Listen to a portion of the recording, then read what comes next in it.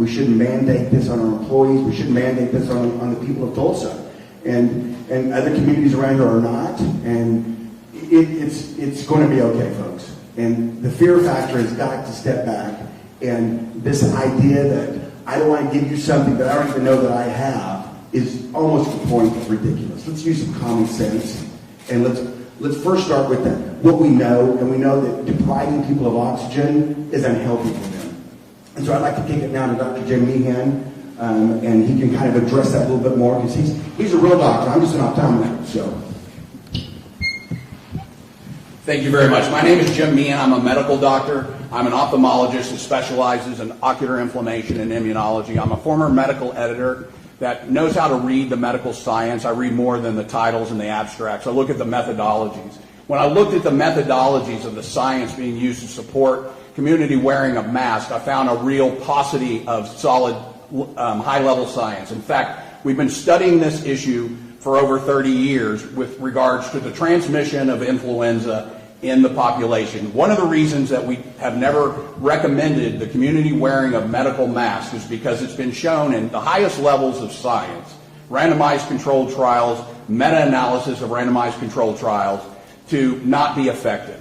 That hand washing, social distancing, masks add almost nothing to that equation.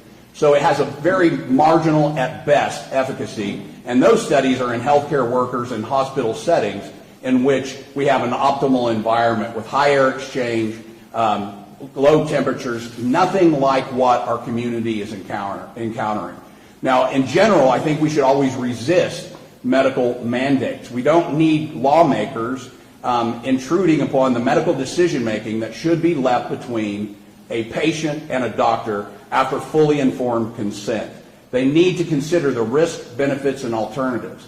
In this issue of community wearing of medical masks, we have not done a fair risk analysis for the population. We have not informed them that the mask can block arterial oxygen, can block oxygen intake significantly. That's been demonstrated in experiments all over the world. It's been studied in surgeons in an optimal environment where there's a higher level of oxygen in the operating suite, higher exchange. I've worn a medical mask in surgical procedures over 10,000 times.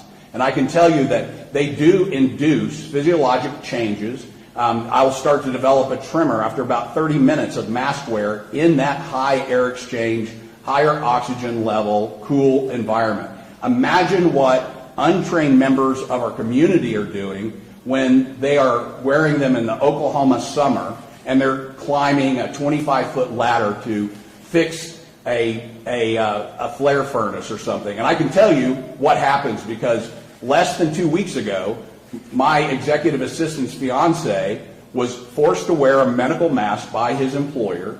He was 25 foot up on a ladder climb. He got dizzy and he fell 25 foot and he is now in the hospital with a head injury, with a dislocated shoulder, multiple lacerations, and broken bones. So this is a very important initiative by this group to protect the community from a medical intervention that is poorly conceived. It is full of risks that include blocking oxygen to the brain in a way that could cause an employee to pass out, become dizzy, experience headaches, anxiety, irritability, sleeplessness, restlessness. These are all well-known risks that have been well studied, and they're not being discussed in the risk analysis. I'm seeing patients that have facial rashes, fungal infections, bacterial infections. Reports coming from my colleagues all over the world are suggesting that the bacterial pneumonias are on the rise. Why might that be? Because untrained members of the public are wearing medical masks repeatedly. They're in a non-sterile fashion. They're handling them. They're becoming contaminated. They pull them off of their car seat, off their rearview mirror, out of their pocket, from their countertop, and they're reapplying a mask that should be worn fresh and sterile every single time. New research is showing that cloth masks may be increasing the aerosolization of the SARS-CoV-2 virus into the environment, causing an increased transmission of the disease. Where are our public health experts in talking about these interventions? Well, they're not where they were in February and March of this year when Anthony Fauci, the Surgeon General, said people stop buying masks. They don't work to block the coronavirus. In February and March, we were told not to wear masks. What changed? The science didn't change. The politics did. This is about compliance. It's not about science. I congratulate this group for bringing this initiative to protect the community.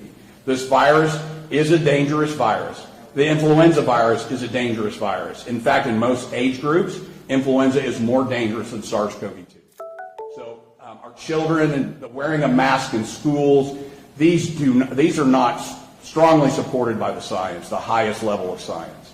Our opposition is using low-level, retrospective, observational studies that should not be the basis for making a medical decision of this nature.